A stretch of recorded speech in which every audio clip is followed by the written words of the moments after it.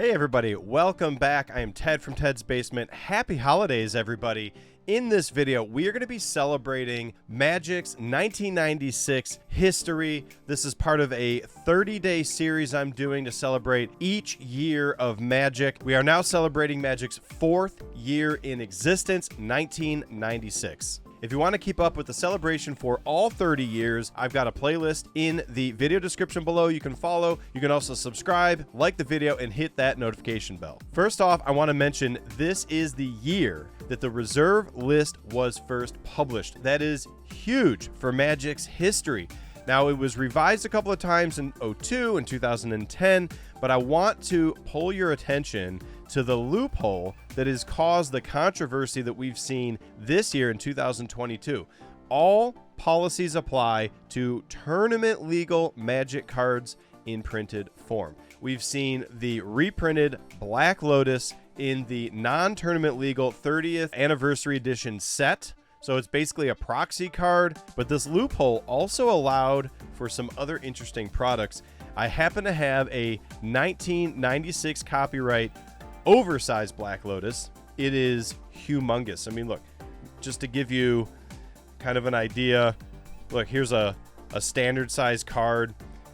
It says not for play use, so that's how they got away with making it, again, using that loophole. Now, I thought products like this are kind of fun because it's so over the top, it's so big. It was a whole different thing, and it's almost like analogous to like a poster or something. You can see here, this is one of the cards that came out in 1996. Very cool stuff. They have others from different years as well. Now, I was curious about what this thing goes for today. I did look at some sold listings. You guys see here recently, like, we're into the hundreds of dollars for sure. Now, I think it probably greatly depends on the quality of the card, but you can see some here under $200. If we head over to TCG Player, kind of look at some price history down here, just in the last year, we've gone from like $200. It's increased like $240, $340 for a lightly played. I had no idea there was even a market for something like this to drive these prices into the hundreds of dollars area. For me, this thing is super fun. It's just fun. Now, I'm super excited to crack this 1996 pack here in just a moment.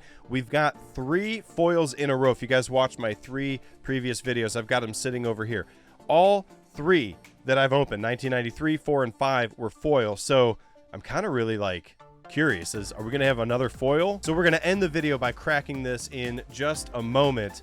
I wanted to call your attention to the first Pro Tour. Super impactful to Magic's history from 1996. And what's sort of cool about this is it was actually also the first time that a winner could take home a cash prize. So I don't know if people realize this, but prior to the Pro Tour, so like 94, 95 World Championships, we did have those tournaments. Those are like real, competitive play. They did not give out cash though. They were giving out like product, like booster boxes and booster packs.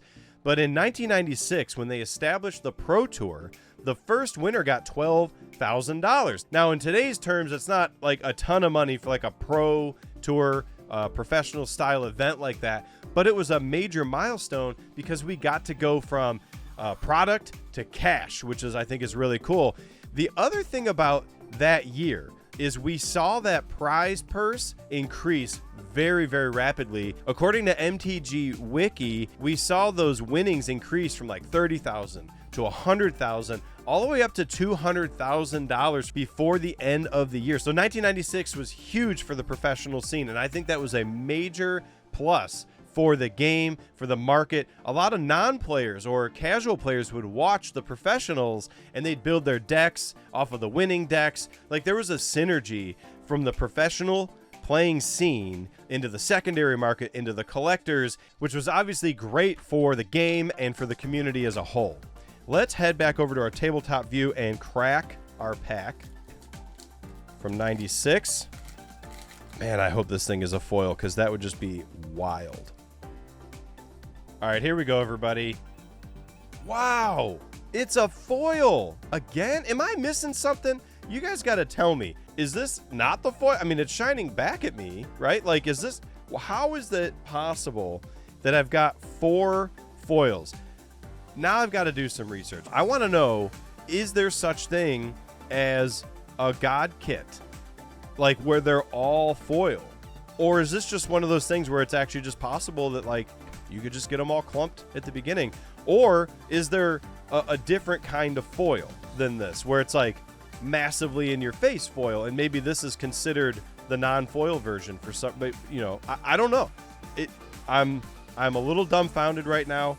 If anybody knows in the comments, let me know. So I went ahead and pulled out my Lim-Dul's vault from Alliances. I've got a full complete set of Alliances, very different looking cards, but you know, interestingly enough, we head over to the other screen, not a lot of printings of this card. So I went into TCG Player, I did some searching, and only 3 came back in the results. So we've got obviously our Alliances version we just looked at. It was then again in Commander 2013, and then of course in the 30th Countdown kit. The near mints are going for like between like $3 and $5, but if we look at this chart here, let me expand this out to a month. We've got quite a difference between the foil and non-foil, as you might expect. It was holding around almost $40 at the foil up here. We saw a dip, 14, 13 was sort of like the low, and we're starting to pick back up. So I don't know if we found maybe that's the bottom. I don't know if it's going to drop below that again, but for right now, that was the bottom, and we pulled back up into the $21 area. I've seen this for other 30th Countdown kit cards, specifically in the foil, where we saw a dip and then a pullback. Of course, it hasn't been out for all that long, so these prices are subject to change, just like anything else. It'll be interesting to see where these things are at in like a year or so and beyond.